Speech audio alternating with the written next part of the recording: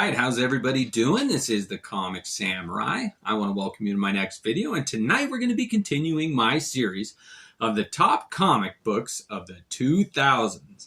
Now, this was another Friday comic challenge put out by the Comic Collector Geek, and this is my part 2. We're going to wrap things up. Let's go ahead and jump in with this astonishing X-Men #1, written by Joss Whedon, with art done by John Cassaday. And I had never really gotten into his stuff before. It was too different, but I decided to give this one a chance, and I am so glad I did. I fell in love with John Cassaday's work.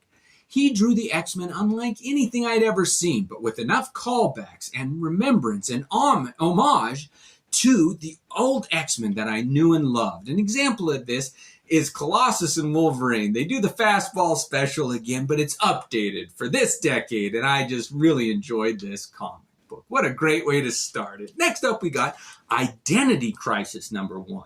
And if that Secret Wars series that I talked about in the last one was Marvel's big event of the 2000s, this was DC's. It kind of reestablished and redefined the relationships of the big three, Wonder Woman, Superman, and Batman from the DC universe.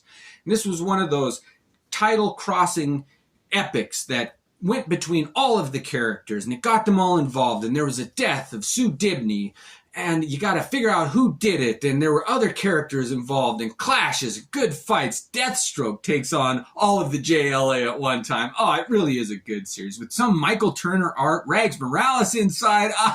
This one topped Secret Wars, in my opinion. I enjoyed that Identity Crisis. They went on with it too much, just like they did with Infinity Gauntlet, Infinity War, Infinity Crusade. They should have just quit after that one, in my opinion. Next up, we got Shanna the She-Devil #1. Shanna, I always said it Shanna, but I was blown away by this one. We were so overdue for good girl art, and Frank Cho, the artist on this one, is one of my favorites. And to see him draw Shanna done right, finally, dinosaurs and adventure. It really was an entertaining comic book, and to this day, this is one of my all-time favorite covers. I really do like that one. Next up, we got JSA #73, and Alex Ross started doing these covers where he isolate one character, and I really think that the work that he did in this time period was the absolute best he ever did, and these images will really define what the characters look like from here on out. And this is Captain Marvel, or Shazam's, iteration. But he went on to do other characters, and some of my favorites was this #77, the original Green Lantern. I think it's Alan Scott.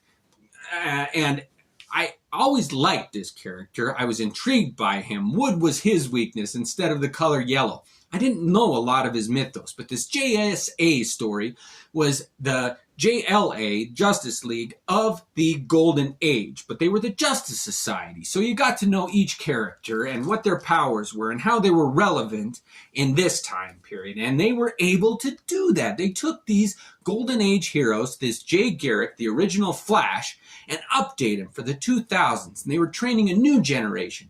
And they do look older. They look seasoned, but they still look like they could go down as one of the best teams. They look strong and virile still, and nothing captures that like Alex Ross's art. This is one of my favorite drawings right here. He looks like a runner and yet a warrior. I really like that take on the original Flash. Next up, we got Marvel Zombies #1. It was kind of a trend in the 2000s with the introduction of The Walking Dead to have a good zombie story. And this was Marvel's take on the zombie genre. And I think they did it really well. The covers on it, they paid a lot of homages, or did a lot of callbacks to classic covers. And of course, this is Amazing Fantasy, the first Spider-Man. And they did a lot of those impactful, real iconic covers in kind of a horror style. I think the artist's name was Sudium. He didn't do the interior art, but it was well written and entertaining and gory and horrific. And this was a series I couldn't wait to buy every week. And that had been a long time since I experienced that. And it's too bad that it wasn't an ongoing series. I would have liked that. Next up, we got Moon Knight #1, and they continued to reboot some of the B-level characters, which they did from time to time. But this one's one that actually got traction. I think that David Finch did such a good job with his art that it got Hollywood's attention, and it led into some of those series. And Moon Knight ended up getting his own, and I think it was great. And I think it was all because of this series here. But it was well written, and I can't say enough good things about that Finch's art. He really is one of my favorites. Next up, we got Ghost Rider #1, and it's just like they said, let's get the band back together. They called in Saltares and Texiera, and they teamed up to do the art just like the very first series, well, the second series, I guess, the one in the 80s with Danny Ketch. But this series, oh, it was just like good times. They updated the coloring, the paper quality, and it was everything good about Ghost Rider. And I'll go one step better and say that this series had my favorite covers from that time, done again by that Sudium who did the horror zombies covers. And this one, where they reintroduced that character of Jack-o'-lantern, and one of my favorite villains. I've talked about him a lot before, but they reintroduced him here, and this cover is my all-time favorite from the 2000s, with whatever is igniting on Jack-o'-lantern's head dripping onto Ghost Rider. Oh, the two flaming heads of the Marvel Universe going face to face. That's one of my favorites. Next up, we got Thor #1, and they rebooted this series, and this was a different take on Thor, and it was a big event. It kind of coincided with his movie coming out, and I was impressed. I don't know about you, but I thought they did Thor right. They cast it well. The acting was good. The directing, they had enough callbacks to the original storyline that it didn't upset comic book collectors like myself, and I enjoyed this story. Next up, we got Secret Invasion #1, and this was one of the follow-ups that was done to Secret War, and it was pretty good. I thought they did a good job. This is another Brian Michael Bendis written story, and they had the art by that Linnell Yu, and I had never seen art like his before. He really drew the eyes. Something about the way he drew eyes reminded me of Barry Windsor Smith with the lashes, but I really came to appreciate it and fell in love with it. Next up, we got Conan the Cimmerian.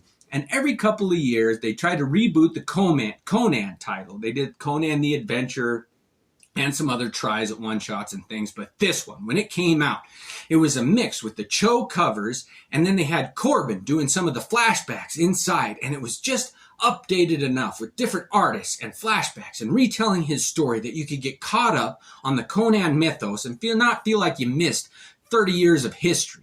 Anyway, when they rebooted this one, I really jumped on the bandwagon. I'm glad I did. It was well written, and it was just a fantasy story for its time. It was well done. Next up, we got Uncanny Avengers #1. And this one simplifies that the start of the variant cover craze for me. We had a store called Hastings, and they had a Hastings exclusive cover, and I really dug this. And the whole reason I bought it was because of that Texiera art, and it was a special cover, and I'm glad I did. What an entertaining series this ended up being, and I only picked it up because of that variant cover. And they started doing that on almost every comic that came out. To this day, there's tons of variant covers, and they're fun. I don't have a problem with it, but it did become a huge trend in the 2000s. Next up, we got Clone #1. And this had art by that Juan Jose Rip, who's one of my favorites. And he continues to get better, more prolific as time goes on. And this is an example of it. I dug this story. It was kind of like Lost, but in an urban setting, and there's clones, and you don't know what's going. It's just a great story. Give this one a chance if you haven't had it. I liked it so much, I have to show this Clone #2 cover. That reminds me of that Uncanny X-Men #142, Days of Future Past, with the wanted posters in the background, and it says deceased over some of them. This one, it's an homage to that, but with that Juan Jose Rip, and what a great, compelling story. It brought a lot of the issues that are going to be coming up pretty soon, with CGI, deep fake, clones, things like that. And oh man, is it an action-packed story. I really enjoyed that. Next up, and finally, we got Star Wars #1. And art again was done by that John Cassaday. And he continues to impress me. I didn't want to like any of the Star Wars reboot stuff, but I thought I'd give this one a chance, and I am so glad I did. It was updated very well done. You could be a Star Wars fan, the originals from the 70s, and still enjoyed these. They came off with those spin-off shows. The Mandalorian got big, and Grogu, the little baby Yoda, all of that, I think, was tied and had a lot to do because of this comic book. And it just proves how prolific comic books still are in our pop culture today. So that was my journey through the 2000s. I'd love to know what your story is, what storylines you liked, what you didn't, what covers, artists, writers became famous and got their names in the 2000s. This was mine. I hope you enjoyed it. Thanks a lot. Have a great night.